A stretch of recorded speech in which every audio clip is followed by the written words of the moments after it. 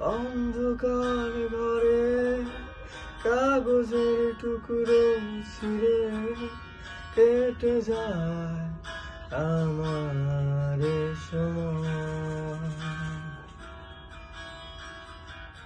তুমি গেছো চলে, যাওনি বিস্তৃতির তলে, যেমন শুকনো ফুল বয়ে মাঝে রয়ে যায়। রেখেছিলাম তোমায় আমার হৃদয়ে গভীরে, কেন চলে গেলে সাজানো বাগান ছেড়ে? আমি রয়েছি তোমার প্রেমে।